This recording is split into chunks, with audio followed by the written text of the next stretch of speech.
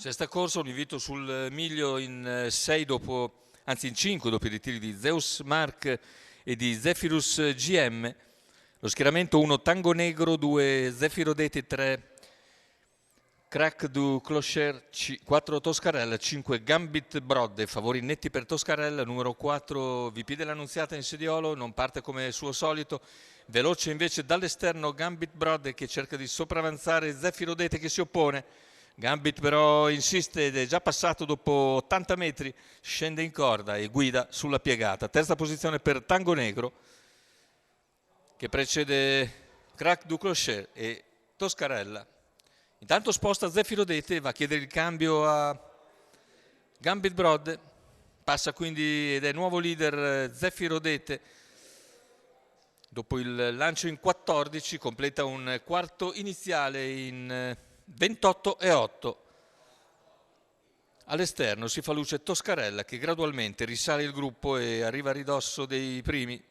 Copre ora Gambit Brodde e punta su Zefiro Dete. Intanto i 600 completati nell'ordine del 43,9 da parte di Zefiro Dete. Toscarella se la deve sudare all'esterno, alla corda c'è Gambit Brodde, in terza posizione lungo la corda Tango Negro che precede Crack du Clocher. Intanto 800 iniziali in 58,2. È sempre in vantaggio Zefiro Dete. L'errore invece di Gambit Brodde. Numero 5 Gambit Brodde squalificato. Toscarella rifiata un attimo in schiena al battistrada. Tango Negro in terza posizione. C'è invece l'errore anche di Crack du Clocher, restano in 3. Intanto allunga Zefiro Dete, Toscarella non sembra in grado di seguirlo per il momento.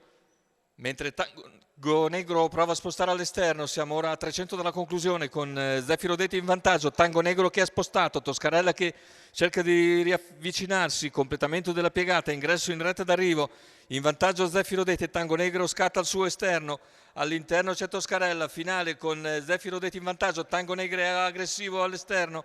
Poi interviene anche Crack du Clocher, nel finale Tango Negro passa e vince netto, secondo posto per Zefiro Dete, per il terzo forse Crack du Clocher precede Toscarella. 1:13,6 ragguaglio conclusivo e di spunto Tango Negro e Lorenzo Baldi vengono a vincere anche abbastanza nettamente nel finale. Andiamo a rivedere le battute conclusive. Tango Negro che piega Zefiro Dete che era già in difficoltà. Toscarella non riesce a reinserirsi e così è Crack du Clocher che probabilmente coglie la terza piazza. Andiamo a rivedere la vittoria per Tango Negro Lorenzo Baldi e il terzo posto è netto per Crack du Clocher che ha avuto un'incertezza appunto ai 600 finali ma poi è tornato molto bene all'esterno. La vittoria per l'allievo di Lorenzo Baldi e il successo per la scuderia Virginia Trotto.